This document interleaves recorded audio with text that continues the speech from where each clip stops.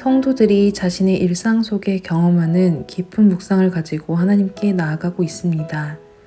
그 묵상의 일부를 함께 나누고자 합니다. 요즘의 하이는 자아가 무럭무럭 크는 중인가 보다. 말도 행동도 감정 표현도 훨씬 다양해졌다. 그런 모습을 볼 때면 시간 참 빠르게 지나간다 싶지만 그 이면엔 싫어, 안 할 거야, 안 먹어 등과 같은 부정어들을 훨씬 더 자주 마주하게 된다. 이 작은 친구는 뭐가 그렇게도 싫은 건지 하루에도 12번도 더 삐졌다, 울었다, 소리쳤다, 난리도 아니다. 그런 아이와 하루를 아니 반나절만 같이 보내도 나의 체력과 마음의 여유는 사라진 지 오래인 상태가 된다.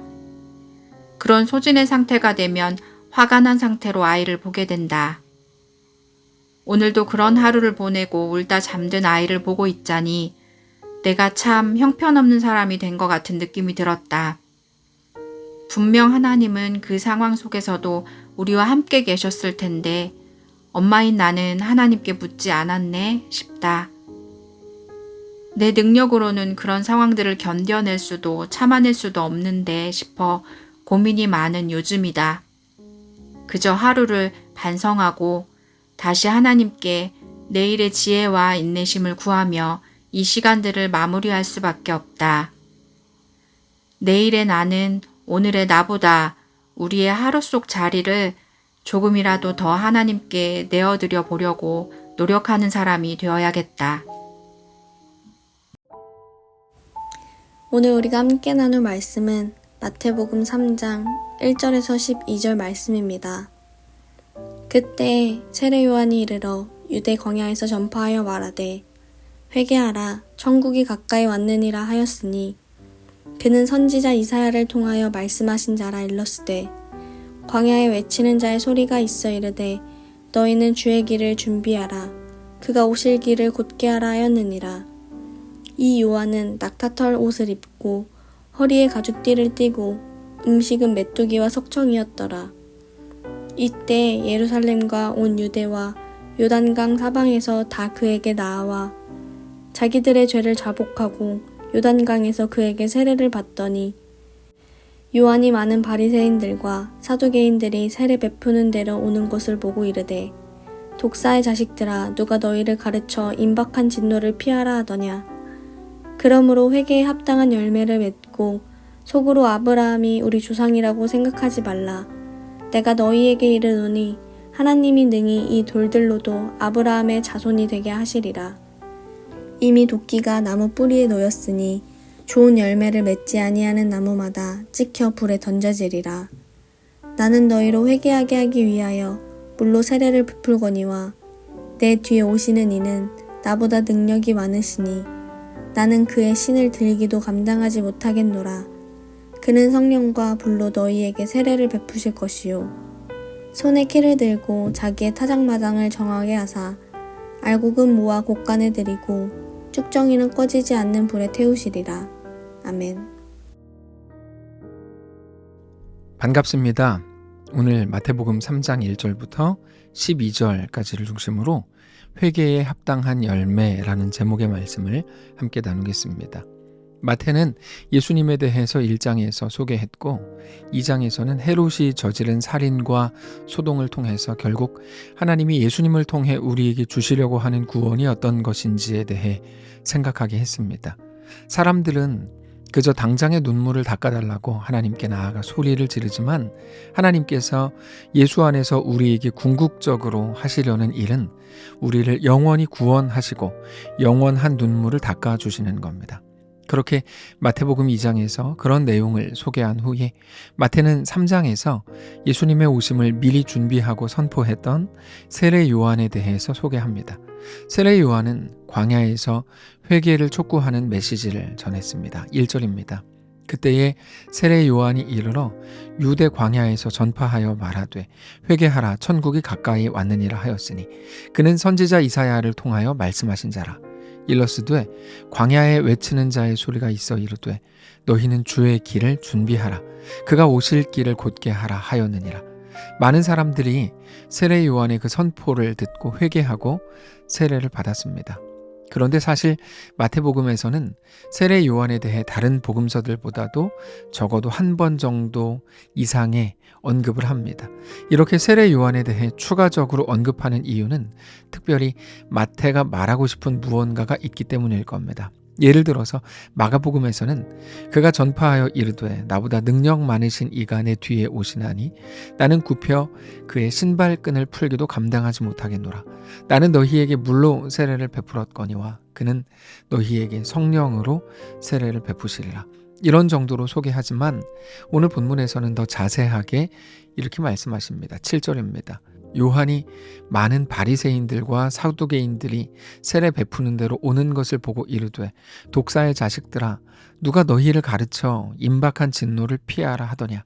그러므로 회개에 합당한 열매를 맺고 속으로 아브라함이 우리 조상이라고 생각하지 말라. 내가 너희에게 이르노니 하나님이 능히 이 돌들로도 아브라함의 자손이 되게 하시리라.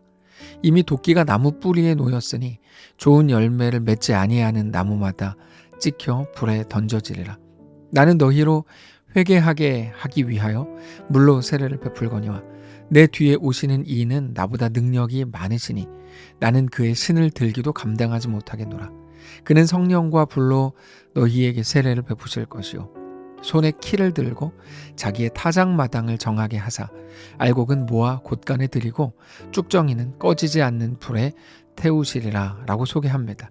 마가복음에서는 단지 예수님을 소개하기 위한 정도로 세례 요한이 나오는 것이라면 마태복음에서는 예수님이 어떤 사역을 행하실 것인지 결국 어떤 일을 이루실 것인지에 대해서 세례 요한을 통해 미리 더 구체적으로 소개하는 겁니다. 실제로 나중에 마태복음에서 예수님께서 본격적으로 사역을 시작하신 이후에 오늘 본문에 나오는 세례 요한의 외침을 예수님께서도 동일하게 선포하시기 때문에 우리는 세례 요한을 통해서 예수님의 사역과 그 방향을 알 수 있게 되는 겁니다. 재밌는 건 이겁니다. 사실 세례 요한 이전에도 세례라는 게 있었습니다. 그러나 그 이전의 세례는 매우 형식적인 어떤 의식의 느낌이 강했습니다. 그러나 요한을 통해 세례에 매우 중요한 의미들이 담기기 시작하죠. 죄에 대한 고백과 죄 씻음, 그리스도와의 연합이라는 상징적인 의미가 부여된 겁니다. 이건 할례와도 같은데 사실 아브라함 이전에도 할례가 있었습니다. 다만 아브라함을 통해서 하나님께서 하나님과의 언약이라는 의미를 부여하신 겁니다. 그런데 그건 단지 요한이 주장하는 것만이 아니라 많은 사람들이 모두가 인정하는 부분이었고 그래서 많은 사람들이 요한에게 몰렸던 겁니다. 그렇게 많은 바리새인들과 사두개인들까지도 요한이 세례를 베푸는 곳으로 와서 세례를 받으려고 했습니다. 그런데 요한은 거기에 대고 그들을 환영한 게 아니라 너희가 세례라는 행위를 위해 왔다면 그건 아무런 의미가 없을 뿐 아니라 오히려 여전히 너희가 하나님의 은혜가 아닌 또 하나의 형식을 통해 인정받고 싶어 한다는 것을 드러낼 뿐이라고 말하고 있는 겁니다. 우리에게 필요한 건 또 하나의 경력이나 또는 대단한 새로운 무언가가 아닙니다. 지금 시대의 많은 사람들은 더 새로운 것들을 찾고 그렇게 더 자극적인 것들을 찾지만 사실 우리에게 정말 필요한 건 더 새로운 무언가가 아니라 이미 있던 것들 속에서 의미를 찾고 더 깊은 묵상을 통해 하나님과의 관계를 깊이 있게 더 진지하고 더 실제적으로 생각하는 겁니다. 그게 우리의 매일이 새로워지는 방법입니다. 어떤 지식이나 새로운 프로그램이 아니라 하나님의 말씀, 그저 하나님의 말씀을 더 깊이 묵상하는 일이 필요할 뿐입니다. 요한의 세례는 그렇게 죄의 고백과 죄 씻음과 그리스도와의 연합이라는 상징적인 의미가 있는 겁니다. 그런데 단지 상징적인 의미만 있는 게 아니라 요한은 거기에서 생명력을 넣으라고 외칩니다. 8절입니다. 그러므로 회개에 합당한 열매를 맺고 라고 말합니다. 회개에 합당한 열매를 맺으라고 말하는 그 말을 듣는 사람들은 불특정 다수가 아니었고 누가복음 3장을 보면 구체적인 대상이 있는 내용이었습니다. 군인들, 세리들, 무리들 이런 식으로 소개가 되는데 그들 각자의 영역에서 실제적인 노력과 열매를 요구하더라는 겁니다. 누가복음 3장 10절입니다. 무리가 물어 이르되 그러면 우리가 무엇을 하리이까? 대답하여 이르되 옷 2벌 있는 자는 옷 없는 자에게 나눠줄 것이요 먹을 것이 있는 자도 그렇게 할 것이니라 하고 세리들도 세례를 받고자 하여 와서 이르되 선생이여 우리는 무엇을 하리이까 하매 이르되 부과된 것 외에는 거두지 말라 하고 군인들도 물어 이르되 우리는 무엇을 하리이까 하매 이르되 사람에게서 강탈하지 말며 거짓으로 고발하지 말고 받는 급료를 족한 줄로 알라 하니라. 여러분, 이 시대의 옷은 지금과는 다른 개념입니다. 지금 시대는 많은 사람들이 옷을 여러 벌 가지고 있지만 그때는 거의 생존을 위한 옷만 가지고 살았습니다. 그래서 옷이 2벌이 있다는 말은 스페어 타이어 같은 겁니다. 그런데 그거를 나눠주라는 거죠. 그러면 사람들은 이제 불안해서 살 수가 없습니다. 미리 준비하지 않고 미리 안전장치를 만들어주지 않으면 모두가 불안해합니다.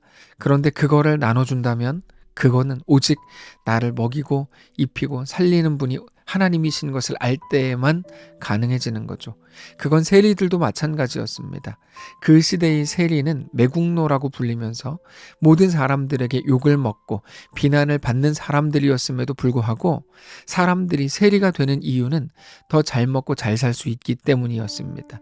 그런데 그거를 하지 말라는 거죠. 오직 하나님이 채우시는 분인 것을 알 때에만 가능한 도전입니다. 군인들도 마찬가지입니다. 힘을 가지려는 이유가 사실 보호해 주기 위해서여야 하는데 그때의 군인들은 더 빼앗고 그렇게 강탈하고 거짓으로 고발해서 더 많이 얻기 위한 목적으로 군인이 되었습니다. 먹이시고 입히시고 살리시는 분이 하나님이신 것을 알 때 자기의 힘과 자기의 부와 자기의 지식을 자기 자신을 위한 것으로 쓰지 않고 사람들을 섬기고 세우는 것으로 사용할 수 있게 되는 것입니다. 우리도 자녀들에게 공부해서 남줘 다 너 위해서 공부하라는 거야 라고 말하는데 그건 정말 잘못되는 말입니다. 다 하나님 나라를 위해서 사람들을 살리기 위해 공부해라 이렇게 말이 나가야 되는 것이죠. 그렇게 말이 나갈 수 있는 유일한 근거는 나를 먹이고 입히고 살리는 것이 내 지식과 내 실력이 아니라 오직 하나님이신 것을 알 때 그때 가능한 겁니다. 지난 주일 오전에 말씀을 나눈 것처럼 하나님께서 10계명을 주실 때에도 마찬가지입니다. 거짓 증언하지 말라, 탐내지 말라 이런 계명들에 대해 말씀을 드렸는데 그렇게 해야 되는 이유는 그것 행동 지침의 문제라기보다 그것들은 존재의 문제이기 때문이라고 말씀드렸죠. 너희에게는 하나님 아버지가 계신다. 하나님이 먹이고 하나님이 입히고 하나님이 살린다. 그래서 하나님 없는 세상 사람들처럼 그런 방식으로 하지 않아도 된다. 오히려 더 명예롭고 더 영광스럽고 더 넉넉하고 더 존귀한 결정들을 하면서 사는 것이 하나님의 백성의 자유함이다. 이렇게 말씀을 하시는 셈입니다. 오늘 본문에서 요한이 말하고 있는 회개에 합당한 열매라는 것 역시 더 도덕적이거나 윤리적인 차원이라기보다 하나님을 온전히 믿는 자의 모습을 말하는 겁니다. 그 넉넉함, 그 존귀함은 하나님의 아버지요, 왕이요, 주인이신 것을 아는 신자들, 성도들, 하나님의 백성들에게서 나타날 수 있는 모습이기 때문입니다. 단지 세례라는 것을 통해서 구원을 받는 티켓을 얻어내는 게 아니라 진정한 하나님의 백성, 하나님의 사람들이 되라고 말씀하시는 겁니다. 그리고 그게 우리 예수님께서 이 땅에 오셔서 우리에게 궁극적으로 완성하려고 하신 일입니다. 온전한 하나님의 백성이 되는 겁니다. 도덕적이거나 윤리적인 행동 지침에 관한 것이 아니라 우리의 믿음에 관한 것입니다. 사랑하는 성도 여러분, 오늘 우리의 삶이 그와 같기를 원합니다. 회개에 합당한 열매, 하나님을 믿음으로 온전한 신자의 넉넉함, 신자의 영광스러움을 회복하시기를 원합니다. 그렇게 모든 형편과 어떤 상황 속에서도 하나님을 믿고 그렇게 이 땅을 살면서도 하나님 나라를 소유한 자들이 되시기를 바랍니다. 기도하겠습니다. 살아계신 하나님 감사합니다. 우리 삶의 왕이요 주인이 되시니 감사합니다. 하나님이 우리를 먹이고 입히고 살리시는 분인 것을 깨달아 하나님과 믿음으로 동행하고 세상에 대해 더 담대하고 넉넉한 하나님의 모든 백성들 되게 하시옵소서. 감사드리며 살아계신 예수님의 이름으로 기도합니다. 아멘. 사랑하는 성도 여러분, 하나님께서 오늘 하루를 우리에게 허락하셨습니다.